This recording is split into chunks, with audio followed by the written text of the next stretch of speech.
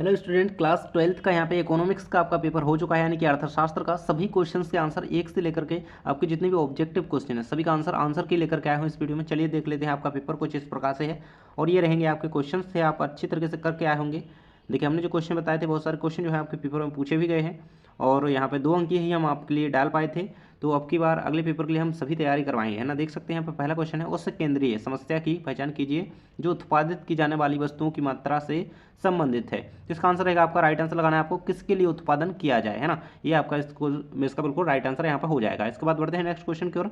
Second का आपका लगाना है आपको, सीमांत उपयोगिता ह्रास नियम आधार होता है। तो यहाँ पे ऑप्शन दिए गए हैं, मूल्य निर्धारण का, उपभोक्ता की बचत का, मांग के नियम का, उपयुक्त सभी का। तो यहाँ पे उपयुक्त सभी जो है इसका राइट आंसर यहाँ पे हो जाएगा, है ना।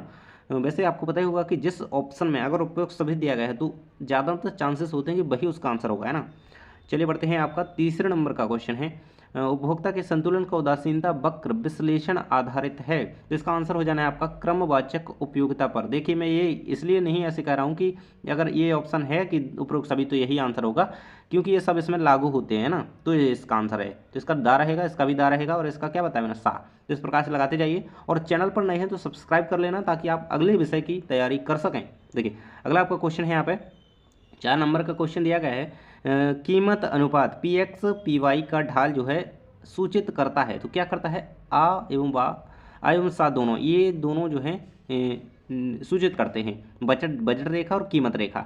आंसर रहेगा आपका। इसके बाद है आपका, जब सीमांत उपयोगिता शून्य होती है तब कुल उपयोगिता स्थिर होने लगती है, हो जाती है, घट जाती है, बढ़ने लगती है, गुणा करती है। तो इसका आंसर आपका जो है रहेगा इसका बढ़ने लगती है ना, बढ़ने लगती है। सॉरी, यहाँ इसका आंसर रहेगा आपका 7 नंबर का, स्थिर हो जाती है ना, स्थिर हो जाती है, ये नहीं रहेगा इसका रहेगा स्थिर हो जाती है, सॉरी। इसके बाद है आपका श्रम उदाहरण है। तो श्रम किसका उदाहरण है, इसका आंसर रहेगा आपका 12 नंबर का ऑप्शन, परिवर्तनशील साधन का। ये आंसर बिल्कुल अच्छी तरीके से याद रखिएगा। इसके बाद है आपका 7वें नंबर का प्रश्न है, उचित विकल्प चुनिए। तो लाभ बराबर क्या होता है, तो लाभ बराबर आगम माइनस लागत। ये आपका आंसर यहाँ पे इसका सही बिल्कुल आंसर रहेगा, आगम माइनस लागत। इसके बाद बढ़ते हैं आपके अगले क्वेश्चन की ओर। यहाँ पे देख सकते हैं, कर की मात्रा में वृद्धि होने पर रिक्त स्थान आ चुके हैं। देखिए अभी तक वीडियो को लाइक नहीं किया तो जल्दी से कर दीजिए और अगले पेपर के लिए यानी कि इंपॉर्टेंट क्वेश्चन हम आपके लिए बताएं और आपके पूछे जाएं पेपर में तो सब्सक्राइब कर लेना। देखिए पहला क्वेश्चन है इसमें, कर की मात्रा में वृद्धि होने पर पूर्ति खाली स्थान है।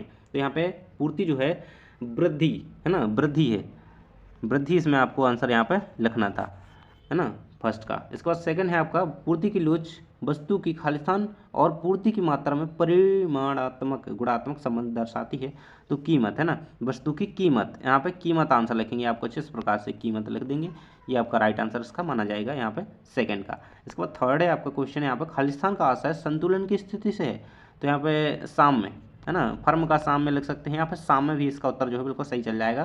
फर्म का साम लिख देंगे तो कोई दिक्कत नहीं है, फर्म के साम वैसे लिख सकते हैं, लेकिन साम आप उत्तर लिख के आए हैं तो भी ये सही है आपका, है ना। इसके बाद है आपका 4 नंबर क्वेश्चन है, उत्पादन की प्रति इकाई लागत को खालिस्तान कहते हैं। तो 4 नंबर के क्वेश्चन का आंसर रहेगा औसत लागत कहते हैं ना, उससे हम औसत है ना, लागत पूछा गया ना भाई, लागत में ये लिख देना, ये लागत है ना, ये औसत लिखेंगे फिर लागत लिख देंगे इस प्रकार से। ठीक से नहीं चल रहा है लेकिन लागत आपको इस प्रकार से यहाँ पे औसत लागत इसका आंसर लिखना है चौथे नंबर के क्वेश्चन के आंसर में।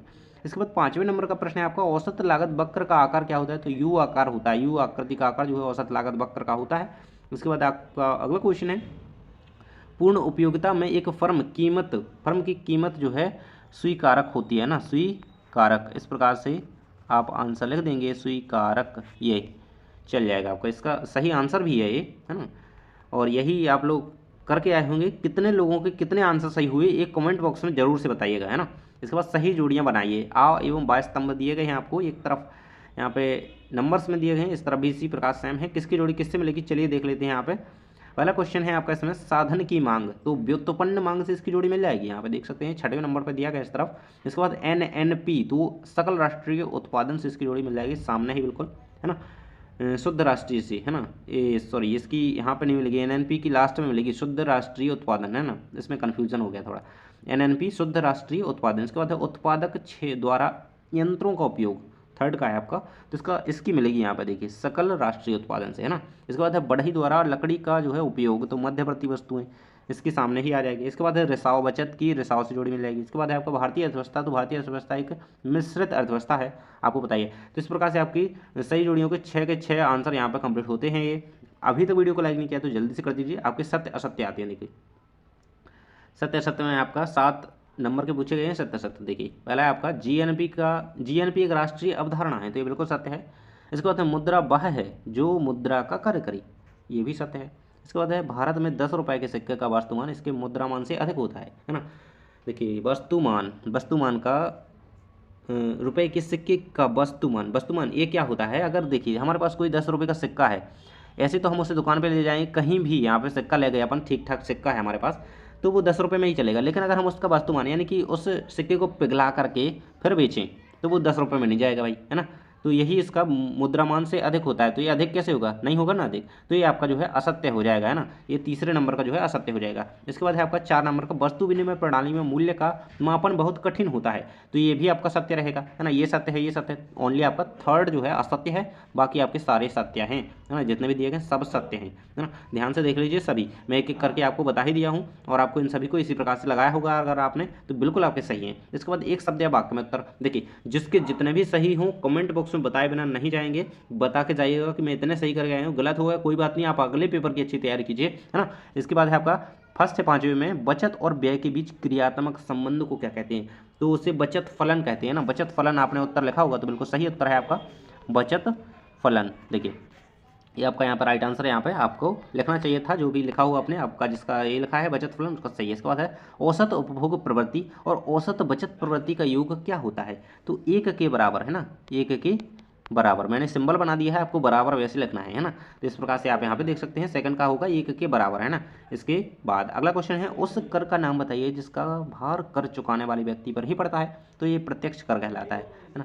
प्रत्यक्ष कर इसका आंसर आपको लिखना चाहिए था, जिसने भी प्रत्यक्ष कर लिखा है उसका बिल्कुल राइट आंसर बनेगा थर्ड वाले का। इसके बाद है आपका देखिए राजस्व घाटा की गणना किस प्रकार की जाती है, तो राजस्व घाटा बराबर राजस्व व्यय माइनस कुल राजस्व प्राप्तियां, है ना। इस प्रकार भी लिख सकते हैं। देखिए जैसे राजस्व घाटा यहाँ पे लिखा ही हुआ है, मैं इसके बराबर में लिख देता हूँ, राजस्व घाटा बराबर कुल राजस्व। देखिए यहाँ पे ठीक से लिखते तो नहीं बनता ना। देखिए राजस्व घाटा बराबर क्या लिखेंगे आप, राजस्व घाटा बराबर कुल राजस्व व्यय माइनस कुल राजस्व प्राप्तियां, है ना। इस प्रकार से आपको इसका आंसर जो है लिख देना है, आपका बिल्कुल सही आंसर माना जाएगा जिसने भी ये आंसर लिखा है। किसका, फोर्थ वाले का, है ना। राजस्व घाटे का जो है उसे ज्ञात करने का सूत्र जो भी, तो यही उसका उत्तर है। इसका प्राथमिक घाटा की गणना का सूत्र क्या है ना। तो प्राथमिक घाटा की गणना का सूत्र जो है राजस्व प्राथमिक घाटा बराबर लिखना था आपको, ऐसे प्राथमिक घाटा लिखेंगे फिर बराबर लगाएंगे और फिर लिखेंगे आप राजस्व घाटा, है ना, राजस्व घाटा माइनस ब्याज भुगतान, तो ये इसका उत्तर जो है हो जाएगा ब्याज भुगतान। ये आपका बिल्कुल राइट आंसर रहेगा 5वें नंबर के प्रश्न का, है ना। प्राथमिक घाटा के बराबर में ही लिखना है ना, तो वो तो माना ही जाएगा। आपने ये लिखा होगा जिसने उसका बिल्कुल सही है ना। इसके बाद है आपका भुगतान संतुलन में किस प्रकार के सौदे शामिल किए गए हैं, तो वो दृश्य व अदृश्य प्रकार के, है ना। दृश्य व अदृश्य, है ना, दृश्य और अदृश्य प्रकार के जो है घाटे सौदे शामिल किए गए हैं ना। तो इस प्रकार से आपके हो जाते हैं। देखिए मैंने 2 अंक के प्रश्न आपको प्रोवाइड कराए थे, जो वीडियो डाला था उसमें टॉप 50 क्वेश्चन डाले थे मैंने 2 अंक के, कि एक तैयार कर लेना। बहुत सारे क्वेश्चन जो है यहाँ पे पूछे गए हैं और अगले पेपर की आपकी तैयारी के लिए मैं यहाँ पे आपको वीडियो डालने वाला हूँ, तो आप चैनल को सब्सक्राइब कर लेना। ये सारे क्वेश्चन आप अच्छी तरीके से करके आए होंगे और यही आपका पूरा पेपर है। और अगले पेपर की तैयारी बहुत ही अच्छे तरीके से कीजिए ताकि वह पेपर अच्छा जाए। अगर इसमें कोई गलती हो गई तो अब सुधार कीजिए, आगे भी के पेपर के बारे में सोचिए। अभी थैंक्स फॉर वॉचिंग, मिलते हैं नेक्स्ट वीडियो में।